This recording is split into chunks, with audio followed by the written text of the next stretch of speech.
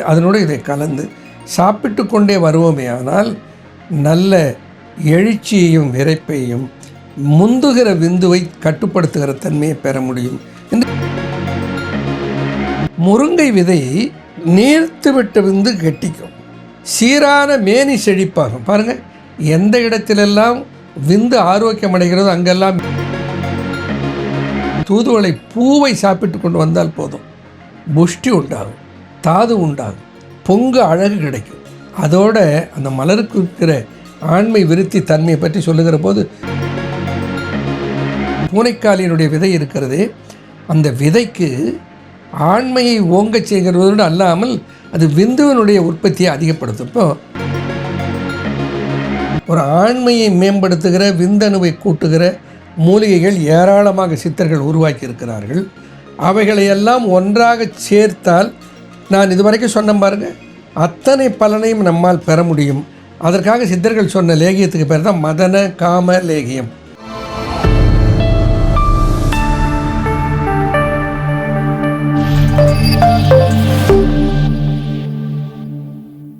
சித்தர் வணக்கம். உலக தமிழ் அறிவாளிகளே, சித்தர்களின் அருளால் நலமுடன் ஆனந்தமாகவும் ஆரோக்கியமாகவும் பல்லாண்டு வாழ்வோம். காஸ்மா ஹெல்த் அலை ஊடகத்தின் வழியாக தமிழ் கூறும் ஒட்டுமொத்த நல்லுலகத்தோடு உறவாடுவதிலே மகிழ்ச்சி அடைகிறேன். இன்றைக்கு இளைஞர்கள் மத்தியிலும் ஒரு நடுத்தர வயதினர் மத்தியிலும் ஒரு பெரிய குறையாக, பல குடும்பங்களின் பிரிவுக்கும் காரணமாக இருக்கிற ஒரு பிரச்சனை. ஏனென்றால் காஸ்மா ஹெல்த்தில் நாம் அன்றாட பிரச்சனைகளை பார்க்கிறோம். மழைக்கால பிரச்சனை, கோடைக்கால பிரச்சனை, வாழ்வியல் பிரச்சனை, அவ்வப்போது வருகிற பிரச்சனைகளை எல்லாம் நாம் சந்திக்கிறோம். அந்த வகையில் இன்றைக்கு குறிப்பாக அண்மை காலங்களில் பெருமளவில் குடும்பத்தில் விவாகரத்து வருவதற்கு காரணமாக இருக்கிற ஒரு பிரச்சனையை பற்றி நாம் பார்க்க இருக்கிறோம். ஒன்று, அதை ஆங்கிலத்திலே இடி அண்ட் பிஎம்இ என்று சுருக்கமாக சொல்லுவார்கள். ED erectile dysfunction, PME premature ejaculation. இந்த இரண்டு குறைபாட்டினால் எத்தனையோ குடும்பங்கள் சிதைந்து போவதை என்னுடைய மருத்துவமனையில் ஆலோசனை செய்ய வருபவரிடத்தின் மூலமாக நான் அறிந்து கொள்ளுகிறேன். அதற்கு பல காரணங்கள் இருக்கின்றன. நம்முடைய உணவு நெறி மாறிவிட்டது, வாழ்வியல் முறை மாறிவிட்டது, நம்முடைய பழக்க வழக்கங்கள் மாறிவிட்டன. இப்படி பல காரணங்களினால், ஏன் ஒன்றை பாருங்களேன், எங்கள் காலத்தில் எல்லாம் குடும்ப கட்டுப்பாடு என்றால் குழந்தை பிறக்காமல் இருப்பது எப்படி தடுப்பது என்பதற்கு வழி தேடுவதாக இருந்தது. இன்றைக்கு பாருங்கள், ஃபேமிலி பிளானிங். இளைஞர்கள், திருமணமானவர்கள் 2-3 ஆண்டுகளுக்குள்ளே வந்து மருத்துவமனையில் ஆலோசனை செய்கிறார்கள். நாங்கள் குழந்தை பெற்றுக்கொள்ளலாம் என்று இருக்கிறோம், அதற்கு நீங்கள் என்ன செய்யலாம் என்பதை பற்றி எங்களுக்கு ஆலோசனை கொடுங்கள். நாங்கள் முயற்சி செய்கிறோம், எந்த பலனும் இல்லை. இப்படி ஃபெர்டிலிட்டி கிளினிக் என்று சொல்லுகிறோம் அல்லவா, அது கருவாக்குற மையங்கள் இன்றைக்கு பெருகி கொண்டிருக்கின்றன. இதற்கெல்லாம் காரணம் என்ன, இதையெல்லாம் எப்படி வெல்லுவது என்பதற்கு சித்தர்கள் கண்ட உபாயத்தை பற்றி நாம் பார்க்க இருக்கிறோம். பொதுவாக ஆண்மை என்பது ஒரு இல்லற வாழ்க்கைக்கு அத்தியாவசியமானது. வள்ளுவன் கூட சொல்லுவான், செல்லான் கிழவன் இருப்பின் நிலம் புலந்து இல்லாளின் ஊடிவிடும் என்று சொல்லுவான். ஒரு நிலக்கிழான் அன்றாடம் அவனுடைய நிலத்தை சென்று அவன் கண்காணிக்காது பராமரிக்காது விட்டு விடுவானே, ஆனால் அந்த நிலம் எப்படி அவனுக்கு பலன் கொடுக்காமல் போய்விடுமோ, அப்படி அன்றாடம் கவனிக்காது விடப்பட்ட மனைவியும் தெரிந்து போய்விடுவாள், ஊடி விடுவாள் என்று வள்ளுவன் சொல்வான். ஆகையினாலே இல்லற வாழ்க்கை என்பது நல்ல வெற்றிகரமான நிறைவு பெற்ற தாம்பத்தியத்தை உள்ளடக்கியது. ஆக அதற்கு சித்தர்கள் என்ன சொல்லி இருக்கிறார்கள், ஏராளமான மூலிகைகளை சொல்லி இருக்கிறார்கள். அந்த மூலிகைகளை சொல்லுகிறேன், அவைகளெல்லாம் நீங்கள் கையாண்டு அதனாலே நல்ல ஆரோக்கியமான ஒரு ஆனந்தமான இல்லறத்தை அனுபவிக்கலாம் என்பது இன்றைய தலைப்பினுடைய நோக்கம். பொதுவாக பெரும்பாலோர்கள் சொல்லுவது, அந்த உடல் உறவின் போது சரியான விரைப்புத்தன்மை இல்லை. உடல் உறவு கொள்கிற போது சற்று நேரம் தாக்கு பிடிக்கிற அளவுக்கு உடல் உறவு நிற்பதில்லை. இன்னும் சிலர் சொல்லுவார்கள், உடல் உறவு துவங்கியதும் எனக்கு விரைப்பு இருக்கிறது, ஆனால் அதை செய்ய துவங்குகிற போது விரைப்பு தளர்ந்து போகிறது.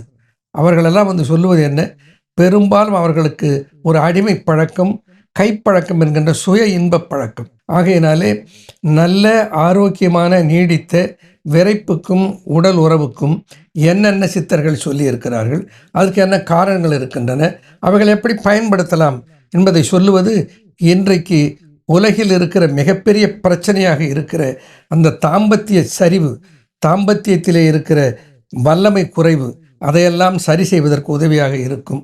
ஆகையினாலே அந்த தலைப்பை இன்றைக்கு நாம் பேச இருக்கிறோம். ஒன்று, விந்து நீர்த்து போதல் என்று ஒன்று உண்டு.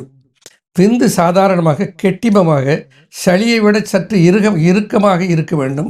அதுதான் சரியான விந்துவின் தன்மை.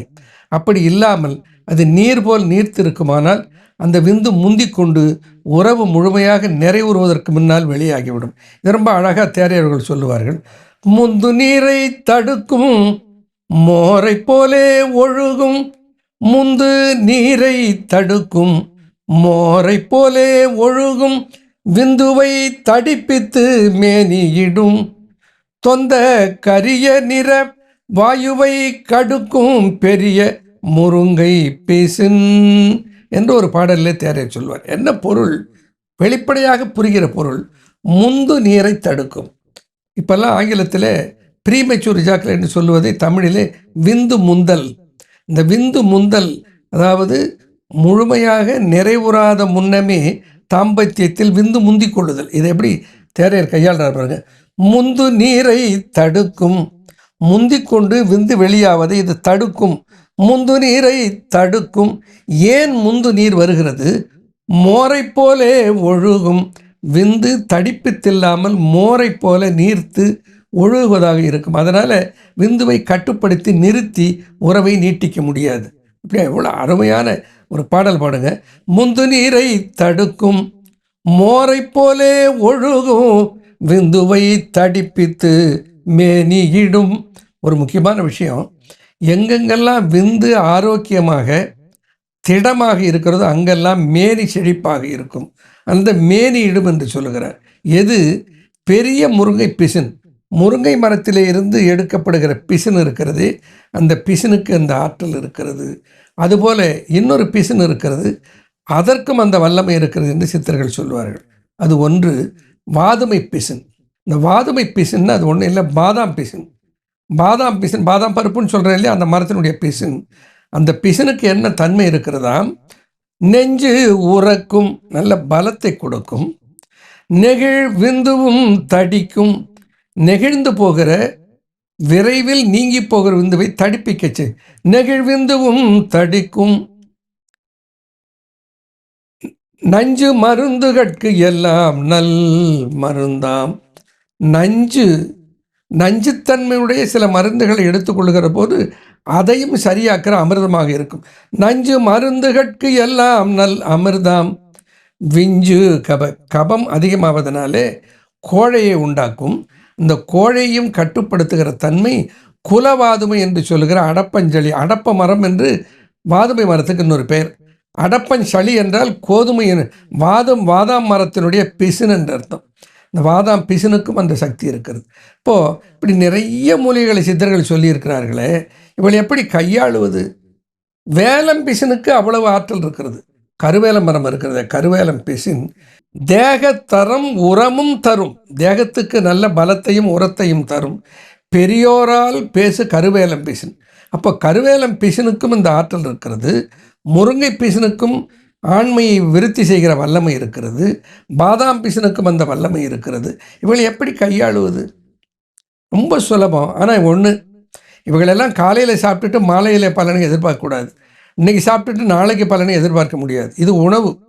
நெடுநாள் கையாண்டு கொண்டு வருகிற போது கொஞ்சம் கொஞ்சமாக உங்களுடைய ஆண்மையினுடைய திடம், உங்களுடைய வல்லமையானது கூடும். இப்போ எப்படி கையாளலாம்?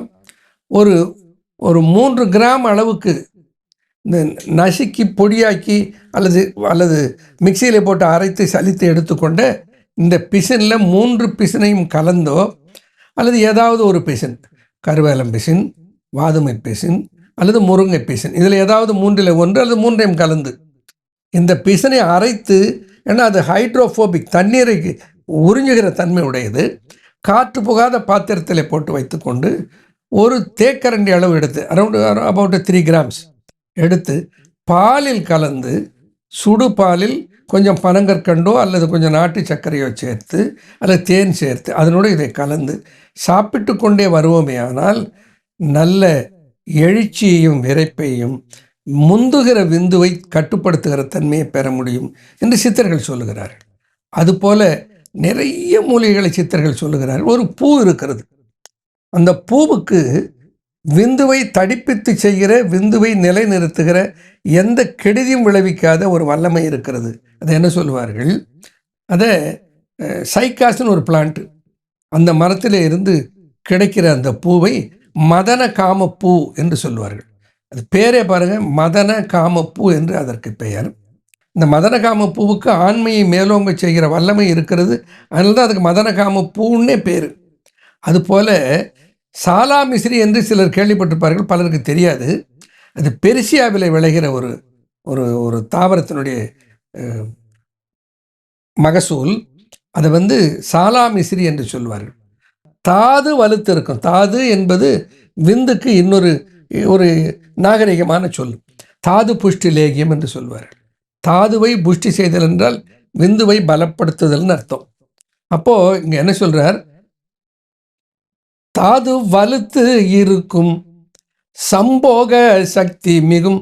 சம்போகம் என்றால் உடலுறவு, தாம்பத்தியம், இல்லற துய்ப்பு, இதுக்கெல்லாம் ஒரு வார்த்தை சம்போகம். சம்போக சக்தி மிகும், உடலுறவு கொள்ளுகிற வல்லமை கூடும்.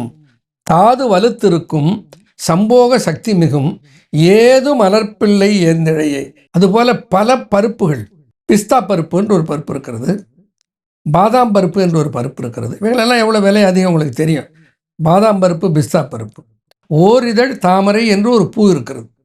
இந்த ஓரிதழ் தாமரையினுடைய அந்த அந்த தாவரம் இருக்கிறதே, அதனுடைய சமூலம், அந்த ஓரிதழ் தாமரையுடைய சமூலம் தாதுவை வலுவுறச் செய்யும். தாது வலுத்திருக்கும் சம்போக சக்தி மிகும். அந்த வல்லமையெல்லாம் தருகிற தன்மை தாதுவை மேல் நோக்கி தாதுவை வளர்க்கிற ஆற்றல் எதற்கு உண்டா, இந்த ஓரிதழ் தாமரைக்கு உண்டு. அதுபோல் நிறைய மூலிகைகளை சித்தர்கள் சொல்லுவார்கள். பொதுவாக முருங்கை மரத்தை பற்றி பல இடங்களில் இந்த முருங்கை வித்தினுடைய பெருமையை பேசுவார்கள். முருங்கை வித்துக்கு விந்துவை இருக்க செய்கிற தன்மை உண்டு. முருங்கையினுடைய பருப்புக்கு முருகனுடைய விதைக்கு எவ்வளோ பலம் இருக்கிறது, எவ்வளவு இல்லற ஆற்றல் தருகிற வல்லமை இருக்கிறது என்பதை பற்றி சொல்லுவார்கள்.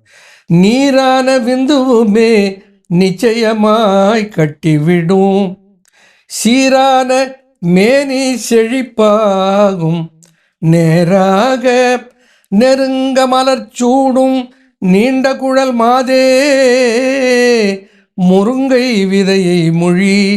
முருங்கை விதையை நீர்த்து விட்ட விந்து கெட்டிக்கும். நீரான விந்துவுமே நிச்சயமாய் கட்டிவிடும், சீரான மேனி செழிப்பாகும். பாருங்க, எந்த இடத்திலெல்லாம் விந்து ஆரோக்கியம் அடைகிறதோ அங்கெல்லாம் மேனி சிறப்புறும் என்பதை தவறாமல் தேரையர் ஒவ்வொரு பாடலிலும் சேர்த்திருப்பார். அப்படிப்பட்ட ஆற்றல் அந்த முருங்கை விதைக்கு இருக்கிறது. ஒன்றுமே இல்லையே, கடையில் போய் முருங்கை விதைன்னு கேட்டால் கொடுக்குறார்கள். நன்றாக உலர்த்தி விட்டு கொஞ்சம் லேசாக வறுத்து விட்டு, அதிகமாக தீயாமல் வறுத்து, அது கொஞ்சம் எண்ணெய் பசை உடையது, அதை சூரணமாக்குவது கொஞ்சம் கடினமாக இருக்கும். அதை சூரணமாக செய்து வைத்துக்கொண்டு பாலில் ஒரு தேக்கரண்டி காலை மாலை 2 வேளை தொடர்ந்து எடுத்துக்கொண்டே வந்தால் நீரான விந்து நிச்சயமாக சத்தியம் செய்கிறார் தேரையர். அவ்வளோ வல்லமை அதற்கு இருக்கிறது. ஆனால் இப்போ சில என்ன சொல்வார்கள், நான் சாப்பிட்டேன், எனக்கு ஒன்றும் பலன் தெரியலைங்க. 1 மாதத்தில் 1 வாரத்தில் 10 நாளில் பெரிய பலனை எதிர்பார்க்கலாம். எப்போ உங்களுடைய உடலில் இருக்கிற சீனிப்பு குறைவாக இருக்குமான, ரொம்ப சீனித்து இருக்கிறதுனா அதுக்கேற்ற நாள் பிடிக்கும், பல மாதங்கள் பிடிக்கும். தொடர்ந்து எடுத்துக்கொண்டு வருகிற போது கொஞ்சம் கொஞ்சமாக இந்த விந்து ஆற்றல் வருவதை நீங்கள் அறிவீர்கள். தூதுவளையினுடைய பூ வயலட் கலரில் இருக்கும்.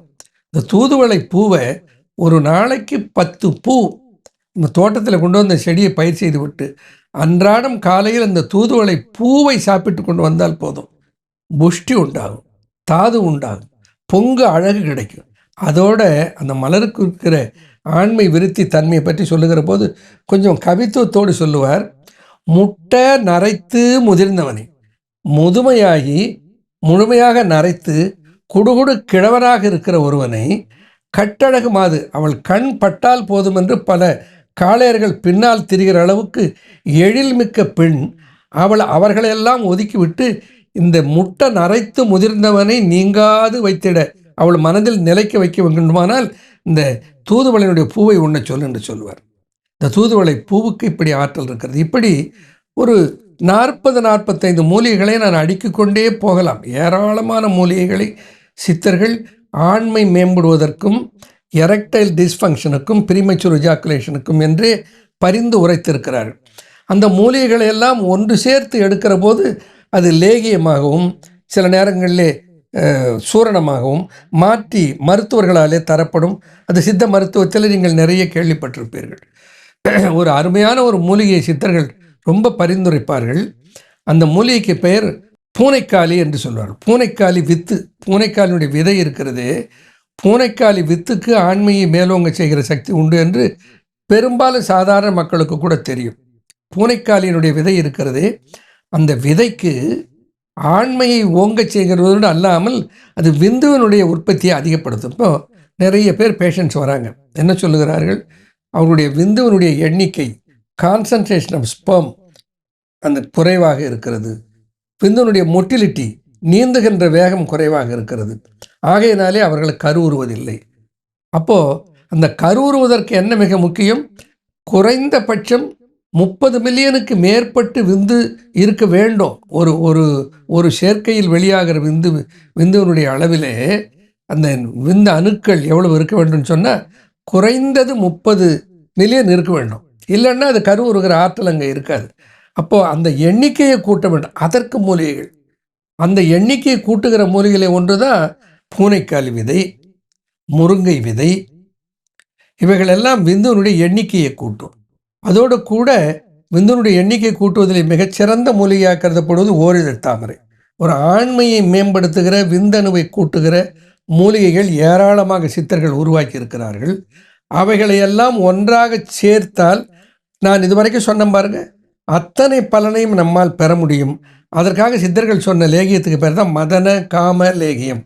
அதை MAKAL என்று மதன காம லேகியத்தை சுருக்கி மகள் என்ற பெயரிலே அன்பு ஃபார்மசியிலே தயாரிக்கிறார்கள், அன்பு ஃபார்மாவிலே தயாரிக்கிறார்கள்.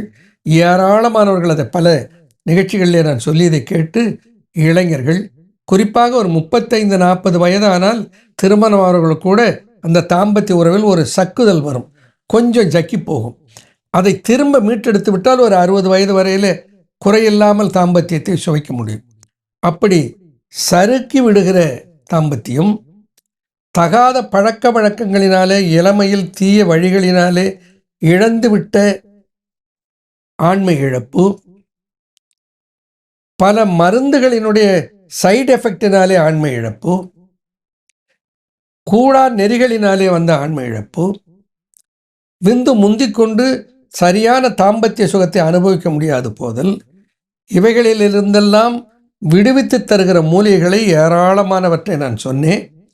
இன்னும் பலவற்றை சொல்லலாம், நேரமில்லை. இப்படி பல மூலிகைகள் இருக்கின்றன. அப்படி சித்தர்கள் ஏராளமான படைப்புகள், குறிப்பாக ஹெல்தி ஃபேமிலி லைஃப், நல்ல ஆரோக்கியமான நீடித்த தாம்பத்திய சுகத்தை தருவதற்கு பல மூலிகைகளை, பல மருந்துகளை தந்திருக்கிறார்கள். அவைகளை பயன்படுத்தினால் எந்த சைடு எஃபெக்டும் வராது. எந்த மருந்து சாப்பிட்டு இருந்தாலும் சாப்பிடலாம். ஏற்கனவே டயபெட்டிஸ், பிளட் ப்ரெஷர், என்ன பிரச்சனை இருந்தாலும் அவர்களுக்கும் எந்த கேடும் இதனால் வராது. ஏன்னா இதெல்லாம் மூலிகைகள். இவைகளை கையாண்டு நல்ல இல்லற இன்பத்தை தூய்க்க உலகெங்கும் வாழ்கிற தமிழ் சமூகத்துக்கு வாழ்த்து கூறி நிறைவு செய்கிறேன். நன்றி, வணக்கம்.